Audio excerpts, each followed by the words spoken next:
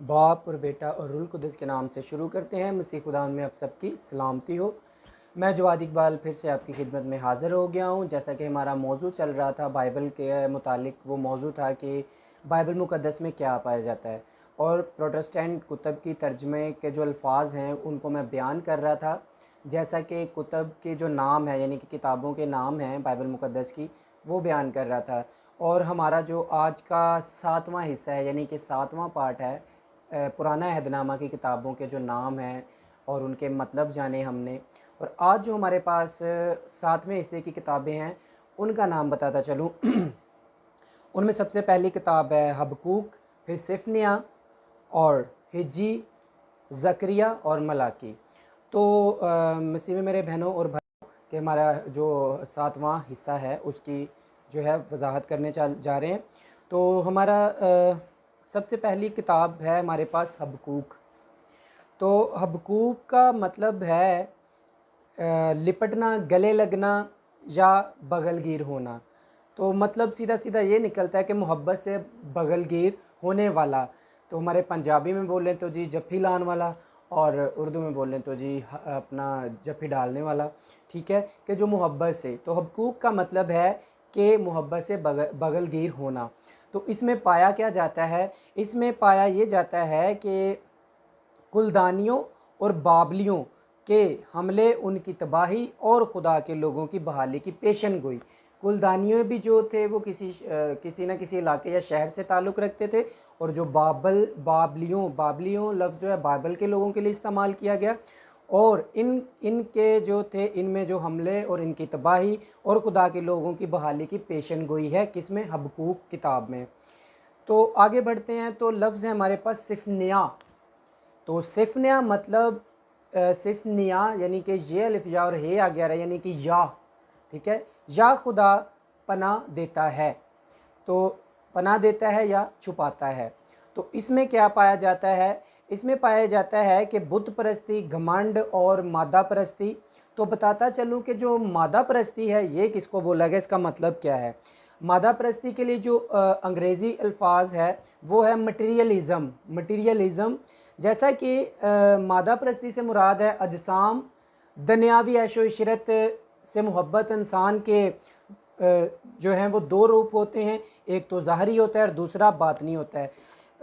रूप है वो उस जैसा, यानी कि ज़ाहरी परस्त हो जाए तो दुनिया के रंगों में खो जाता है, और अगर बातन का रंग जो है वो चढ़ा ले अपने आप पे तो फिर दुनिया के जो उसे आर्जी और फीके रंग हैं उनसे वो बेजार हो जाता है।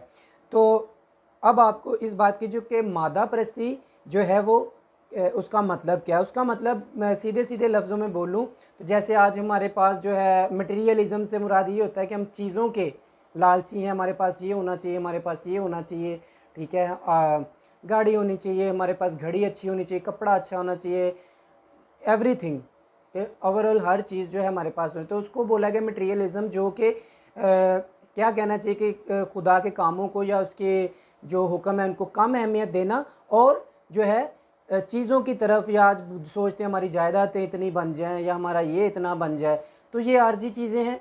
तो खुदा हमें कहता है कि जो मुझसे वो मांगो जो हमेशा के लिए है। तो देखें उसके बार बार देखते हैं कि जो उसने जो चीज़ें बनाई हैं, अगर आसमान को देखें, मैं फिर से ये बात दोहरा रहा हूँ कि आसमान को देखें तो वैसे का वैसे ही है, हमेशा के लिए। सितारे हमेशा के लिए हैं, पहाड़ हमेशा के लिए हैं, जंगल हमेशा के लिए हैं, और समंदर देखें तो हमेशा के लिए, आज तक उसको कुछ नहीं हुआ है। तो आगे बढ़ते तो इसमें जो पाया ये गया है कि फिर जो है कि मादा परस्ती की वजह से यहूदियों को जो है रद्द करने और छोड़ जाने और खुदा के लोगों की हतमी रहाई और बहाली के अक्स की पेशन गोई जो है, पेशन गोइयाँ पाई जाती हैं कि इसमें जो है सिफनिया। तो अगली हमारी जो किताब है वो है हिज्जी। तो अब हिज्जी जो है, हिज्जी जैसे इब्राहिम की बीवी सारी लफ्ज़ जो है पैदाइश 17 बाब और उसकी 15 आयत में है। जैसे कि इब्राहिम की बीवी सारी, जो सारी का मतलब है वो नहायत ही खुश होना, यानी कि वो बहुत खुशी से भरपूर थी। तो सीधे लफ्ज़ों में इसका मतलब बनता है कि खुशी से भरपूर। हिज्जी का मतलब है कि खुशी से भरपूर। और इस तरह के बहुत सारे तलफ़्फ़ुज़ हैं जिनकी जो बाइबल मुक़द्दस में पाए जाते हैं, क्योंकि वो बयान करने लगा तो ये वीडियो है जब बहुत लेंथी हो जाएगी। तो मैं आपको सीधा सीधा जो है ये बता देता हूँ कि हिज्जी का मतलब है कि खुशी से भरपूर। तो यहाँ सारी की मिसाल दी गई है कि सारी जो थी वो बहुत जो है खुशी से भरपूर, यानी कि जब उसको बताया गया कि 90 साल की उम्र में खुदा जो से औलाद देगा तो वो बहुत खुश हुई और इस बात से भी हंसी थी कि इस उम्र में कि मैं सब इस उम्र में अब जो है वो बच्चा पैदा करने की ताकत या हिम्मत नहीं है, तो वो इस वजह से भी खुश हुई। तो इसलिए उसको बोला गया कि खुशी से भरपूर। सारी का मतलब ये है हंसी। तो आगे चलें तो इसमें पाया क्या जाता है, हिज्जी किताब जो है इसमें क्या पाया जाता है। इसमें हैकल की तामीरों की नबूवतें और नसीहतें पाई जाती हैं। आगे हम बढ़ते हैं तो हमारे पास किताब है ज़करिया। ज़करिया, अब यहाँ भी जो है ये अलिफ या हे गोल वाला या खुदा, ठीक है। तो खुदा मतलब खुदा मशहूर है, ज़करिया खुदा मशहूर है, इसका मतलब ये है। तो पाया क्या जाता है ज़करिया की किताब में, हैकल की तामीर नौ और आने वाले मसीह और खुदा की बादशाही की फ़तेह से मुतालिक नबूवतें। फिर से दोहरा रहा हूँ, ज़करिया की किताब में क्या पाया जाता है, हैकल की तामीर नौ और आने वाले मसीह और खुदा की बादशाही की फ़तह से नबूवतें, बादशाही की फ़तह से नबूवत, फ़तह से मुतालिक नबूवतें। तो आगे बढ़ते हैं जो कि हमारी पुराना अहदनामा की आखिरी किताब है मिलाकी। और वैसे भी हमारा जो 7वां पार्ट है जो कि मौजू चल रहा था हमारा कि बाइबल मुकद्दस में क्या पाया जाता है, और उसके 7वें हिस्से के यानी कि हिस्सा हफ्तम, उसके 7वें हिस्से की जो आखिरी किताब है वो मलाकी। तो मलाकी में देखते हैं कि हमें क्या मिलता है। तो मलाकी का मतलब है मिलाकी मेरा खुदा, यानी कि मिलाकी मेरा यानी खुदा का कासिद पैगंबर, पैगंबर पैगाम देने वाला, कासिद भी वही होता है जो पैगाम देता है, इधर की बात उधर लेके जाता है, फिर उनसे जो उसको जवाब मिलता है वो वापस लेके आता है। तो कासिद का काम भी ये है। तो इसमें जो है पाया क्या जाता है, इसमें पाया जाता है कि इसराइल के गुनाहों के लिए खुदा की अदालत का ऐलान और तौबा करने वालों के लिए बरक़ात और आने वाले मसीही के मुतालिक पेशन गोइयाँ। तो हम देखें तो पेशन गोइयाँ मसीही की जो होती जा रही हैं, तो मलाकी में ये पाया जाता है। तो आज का जो हमारे ये आखिरी हिस्सा था पुराना अहदनामा की किताबों का हमारा 7वां, वो मुकम्मल हुआ, अपने इख्तिताम को पहुंचा है। और मैं उम्मीद करता हूं कि आप लोगों तक ये मालूमात पहुंच चुकी, और मुझे बड़ी खुशी होगी कि अगर मेरे इस कोशिश की वजह से कुछ सीखता है, किसी को जो है वो नॉलेज हो जाती है कि इन किताबों के नामों का मतलब क्या है और कैसे कैसे तरतीब दी गई।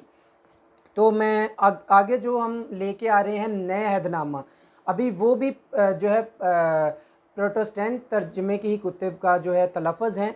तो वो अब नया अहदनामा की कुतुब शुरू करेंगे और उनको नाम का बयान करेंगे और उनमें पाया क्या जाता है।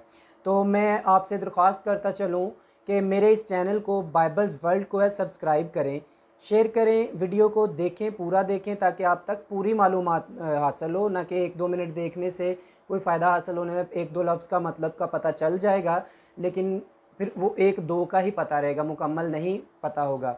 तो ये एक बहुत ही आसान सा तरीका है कि अपना मोबाइल उठाया और देखना शुरू कर दिया, जबकि हमें जो पाकलाम या किताबें पढ़ने के लिए बाकायदा टाइम निकालना पड़ता है, बैठना पड़ता है, बहुत सारे कामों से कट होके करना पड़ता है। और यहाँ सिर्फ आपने मोबाइल सामने रखा और देखना और सुनना शुरू कर दिया, और जो देखने और सुनने में जो दिमाग में चीज़ें बैठती हैं वो बेटर होती हैं, और वो कई सालों तक भी नहीं निकलती।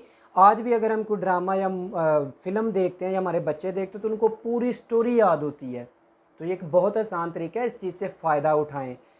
तो यही दरख्वास्त बार बार कर रहा हूँ कि मुझे जो है आप लोगों की बहुत सपोर्ट की ज़रूरत है, और आपकी सपोर्ट सिर्फ इतनी ही है कि वीडियो को देख के शेयर कर देना और मेरे चैनल को सब्सक्राइब करना, लाइक करना, कमेंट करना। तो और एक और बात जो कि मैं बताना चाह रहा हूँ कि अगर किसी भी देखने वाले के दिल में कोई क्वेश्चन हो ऐसा, या कोई ऐसा मुश्किल लफ्ज़ हो बाइबल में जो उसको समझ नहीं आ रही, या उसके पास टाइम नहीं है किसी को पूछने का भी, तो वो मुझे कमेंट बॉक्स में एक जो है ना 4-5 लफ्ज़ों, यानी कि वो टाइम नहीं लगना, एक उंगली से ही काम हो जाना कि कमेंट लिखें और वो क्वेश्चन जो है या कोई ऐसा मसला है वो भेजें, तो मैं कोशिश करूँगा कि आपका आंसर भी कर सकूँ, उस पर वीडियो बना सकूँ और आप लोगों तक ये मालूमात पहुँचा सकूँ। तो मैं इसी के साथ जो है वो इजाज़त चाहता हूँ। खुदा हाफिज़।